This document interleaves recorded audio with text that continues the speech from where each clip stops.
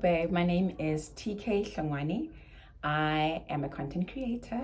I'm 40 years old. This lifestyle is all about beauty, wellness, and a bit of lifestyle. So I hope you will enjoy being here if you're new. And if you're a regular and you always keep coming back, I appreciate it. There's so many of you, who's showing me so much love every time I release a video. And I appreciate it so much to know that I'm creating something that is being watched. Is a big deal.com. As I speak now, we are 8 people or 7. Yeah, we are 7 people away, or 7 subscribers away from 500. So please, if you haven't yet, I'd appreciate it if you just press on that subscribe button and then you keep this community growing. Today, as you've already seen by the title, I would like us to talk about imposter syndrome. I always wonder about the pronunciation of this. Is it imposter?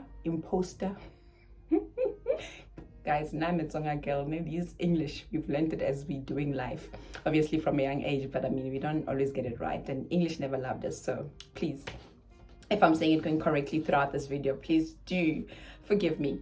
I wanted to speak about this because it's something that I've heard a lot of people talk about who I feel are talented, but I've experienced it myself. And you might have. I think most people have experienced it. Maybe you never really went and got the meaning of what imposter syndrome is, and therefore you didn't think you had it. So I'm going to read for you guys here on Auntie Google what she says about imposter syndrome. It says imposter syndrome is loosely defined as doubting your abilities and feeling like a fraud. It disproportionately affects high achieving people who find it difficult to accept their accomplishments. Many question whether they are deserving of accolades. So I'm going to read the first part again. Imposter syndrome is loosely defined as doubting your abilities and feeling like a fraud. So you're like, okay, that sounds like, I don't think I've gone through that. I can tell you that you probably have gone through that. So let me give you an example in my life, how it's shown up, right? So I know I'm talented. I know I'm gifted. So if I were to list my talents without thinking too hard, is that I'm a natural public speaker. A quiet person who knows how to speak well or in a manner that people enjoy listening to. You know what I'm saying? I do that with ease from a very young age. If teachers either say we must read or I have to do a speech, I can be nervous, but I know once I stand on stage, I will deliver. So that is one of my talents. Public speaking. I'm a creative person, that I know for sure. I know that I'm a pioneer. I can start something that I am the only person that I know of, or I'm not afraid to start. So that is something that I know. I'm a pioneer. I might not be a strategic thinker, but I can start something new. That for sure is something that I know with ease. What is my other talents that I can think of? I'm a good writer. I can write in a way that people can put themselves in my shoes, or they can relate to, and everything like that. So those are some of the things that I know without thinking too hard. I speak well, I write well. That is very easy. I'm creative, blah blah blah. There's many other things as well, but those ones come very easily to me. But I can tell you there's times where I wonder if I am as talented as I think I am. And those things come up where, maybe for instance, as someone who likes to speak, I haven't really put myself out there as much, especially now that I'm back in full-time employment. I've got more public speaking gigs when I was self-employed, because, things can happen during the week versus now being a 9-to-5. Obviously, I need to honor that first. And everything like that. So when I don't get those gigs, sometimes what comes into my mind is that, am I that great? Maybe I lied to myself. Maybe I'm not as great as I think I am. Maybe the world doesn't think I am as good as I think I am. And me believing that I'm good is not that I'm not open to criticism, but that comes to mind where I'm like, maybe not so great. It's a bit dodgy. Anyway. So then I think to myself, maybe I'm not so great, so that would come to mind, and then I start doubting my abilities. Another example I would give in the work that I do, you guys know it's a very stressful environment with working with a lot of people as well. I'm good with people. I'm a good leader. I know how to make people feel seen. But on days where I'm not performing as well as I'd like to, and because I'm in sales, the numbers not coming, I start doubting my abilities as a leader, that maybe I'm not good enough.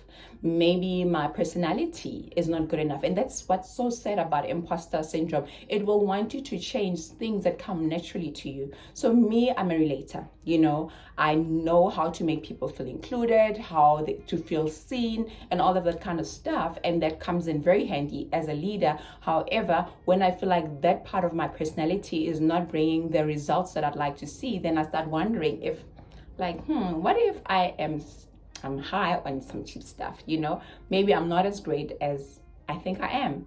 There's many things that as people we go through that make us wonder when things don't happen as we want them, when we want them. Then we start wondering if we are as good enough as, we'd like to think we are.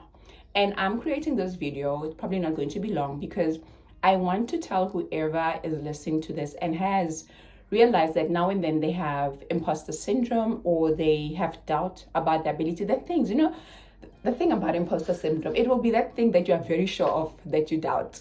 It's not going to be like, for instance, I'll give an example. I can cook, no issues, but I've never been someone who is like out there about cooking, except when I was married. I enjoyed that. It's a different setup when you are cooking for a family, who are relying on you for being fed, versus by myself, or if I'm with living with somebody else, because they've got options. Therefore, it's not something that comes that naturally to me, but in the right environment, it's very easy for me. But so if somebody said to me that they don't think I cook that well, I wouldn't be offended because I'm not passionate about it. And you might be right, but it doesn't matter. You know what I'm saying? However, if you came up to me about my creativity, my leadership skills, my ability to speak, my ability to write, I might be touched. But at the same time, I'm open to criticism because it's something that I'm passionate about and I want to do well.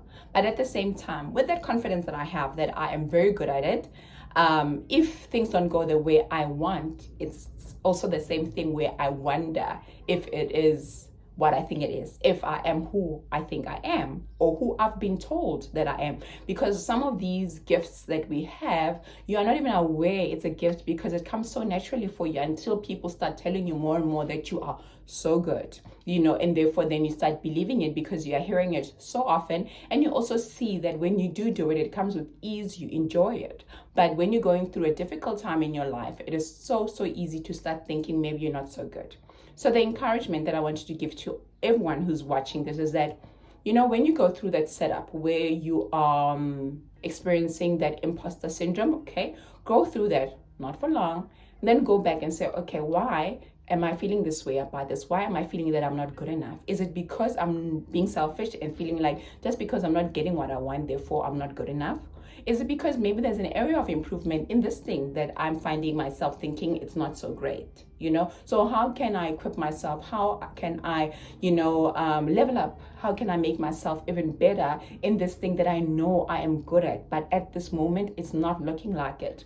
And once you put that, you realize that actually, no, man, it was just season. Maybe it was the wrong timing. Or maybe, yes, there is a room for improvement. Or maybe somebody else was chosen for whatever reason, but it doesn't take away the ability for you to do that thing. Another thing that I like to do when I'm feeling like that is to go back to all my successes. Anything that I've done well, when I least expected it, I'll give an example of myself as a public speaker. Like I said, primary, high school, speaking, no issue. When I got to varsity, one of our subjects was communication when I was studying somatology. And we had this English teacher, obviously, in communication. And there's this one time she gave us a task to prepare for a speech the next week. As much as I'm a speaker, I really struggle with planning. Planning gives me anxiety when it comes to my speaking. I'm impromptu and I think I'm genuine and I can just speak with ease. Hence, as much as I'm a speaker and a writer, but writing stresses me more because I need to think too much about what I am saying, and I need to go back to it and check if my spelling is correct, if my grammar is correct. When I'm speaking, it's like it's done, keep it moving, So what was my reason for telling you guys this? So this teacher gave us this assignment, right, to do a speech. So I left it for last minute. And then on the day, I've been thinking, not last minute, you know, when you can't think of a topic, and you let it be. So on the day, I remember it was a Tuesday, she said to us, okay, we're about to start. And then she gave all of us, like she wrote down numbers, and we needed to draw numbers from this container. And that number that you are is, you know, your name in the list will come. That it's a sequence basically of how we would say their speeches, you know. So if you've got number 1, you'll be number 1. If you've got number 7, you'll be number 7, blah blah blah. Okay, I looked at my number and it was number 1. That time I'm not prepared, okay? Then I ended up giving it to somebody else, and they were happy to actually go first. So while everybody, and I think in the class we were 7, while everybody is going through their stuff, I'm thinking, I'm like, okay, fine. Then I decide to speak about, I'm the last person to go. I decide to speak about, you know, eating disorders. And I had been reading an article about them, you know, a couple of days before, but I had not really put it together and everything. So I come up, I speak. Okay, sharp. You know what happens at the end? The teacher goes, and that is how you do a prepared speech. What a joke, my darling. So anyway, sorry, I had to stop the video because my phone was getting too hot, and, you know, the whole temperature warning, blah, blah, blah. Anyway, so from then, it's one of the things that made me realize that I'm actually good at this thing. And it's that thing that I always remind myself whenever I'm going through something where I am not believing in my own gifts, that if I could convince a teacher that I was good at something that she thought I had prepared for, what else can I do? You know what I'm saying? So I'm using speaking as an example. I hardly ever doubt myself where that is concerned, but there's other things, you know, like I spoke about, that sometimes I doubt myself because I'm like, am I any good? Another example, I just want you guys to be able to relate to this thing. Another example, I was in business before full-time, right? And in that time of being in business, had a salon with my friend, and I got to also explore other gifts that I have, broadcasting. So I have experience in, you know, radio presenting, and I was good at it as well. With lecturing as well, you know, what else did I do? Guys, I did so much during that period, I think 6 years. And now that I look at it, yes, my business didn't work out. I decided to come back to full-time employment. There's times where that thing comes to me and says, what does it say about me? Will I never have a business ever?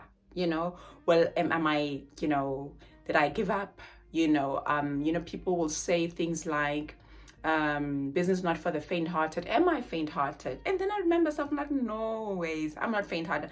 I'm a diligent worker. You know, whether it was in my business or in the business that belongs to somebody else, you know, I am consistent and all those kind of things. And I'm like, no, I cannot doubt myself. You know how hard it is to work for somebody else. Like, let's go back there. You know, that discipline to wake up every morning and show up and have things that you need to submit and come back home with not so much money, you know, and making ends meet. That's hard stuff, you know.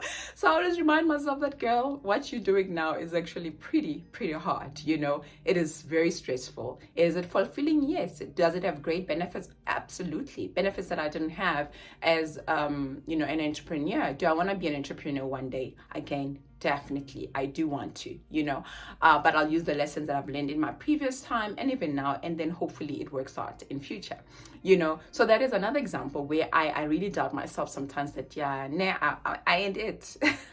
I'm not all that. But then I remind myself that I've achieved so much more, you know. And yes, I might go through setups in my lives where it's not so great, you know. But so what? There's a lot of things that I am completing, that I'm doing well on a daily basis. So please, as much as imposter syndrome will come and go, you will experience it now and then. I think people who've never experienced it, wow, you need to write a book on how not to experience it. Because I think there's more written about how to deal with it, because as humans, that's that comparison factor, that's that thing of doubting your own abilities, that's that thing of being impatient with, you know, life's process or our own journey through life that makes us have this imposter syndrome. Sometimes it's just not being able to deal with the success. So it's not when things are done. Sometimes things are so great that you're overwhelmed, and you're like, one day I'm gonna wake up and it's gonna be all a dream. It ain't real. This can't be true. So, the maths is not mathsing. You know what I'm saying? When you start doubting yourself, sometimes that's what happens, where, you know, you've going through such a great season of success that it's so long, you're so used to struggle that when you do well, you think, somebody's gonna wake me up one of these days and tell me that, girl, sorry, we were just playing, you know. And those are the things that make you think that maybe you're not all that and stuff. So this message was very easy. It was very clear. We all go through imposter syndrome. It's fine. You'll go through it. Don't sit there for too long thinking, am I good enough or not? Go back and think of all the things that you've gone through that you overcame. Remember to list your talents. A lot of people actually are not aware even of what they do naturally, what they do well, because I think as people, we are always comparing ourselves to other people, and it's a bad thing. We do it. You know what I'm saying? And when you compare yourself to people, you're going to always think that you are not good enough, you know, and everything like that. So don't do that. And if you do, snap out of it and remind yourself how amazing you are. Okay, that's it. I tried to keep it short. I hope the message is clear. Let me know if you have experienced imposter syndrome and how have you been dealing with it. I'm also planning to write an article about this in my WordPress blog. It's called TK the Speaker. I will definitely put a link. So by the time this video comes out, I think the blog will also be out. And then you guys, if you are someone who enjoys reading, you will definitely enjoy that. I will be more detailed as usual. My speaking is usually shorter than my engagement in my writing, because I feel like I can pour so much out there, and I you know, I read and go back and all of that and stuff like that. And some people just enjoy reading. So if you're one of those, I'll definitely put down a link so that you can read about it. Thank you so much for staying until this far. I appreciate your love and support, and thank you for always tuning into my content. If you're new here, I hope you enjoyed it enough for you to stick around until the next one, or to catch up on my old videos. Okay, TK Hlangwane is signing out.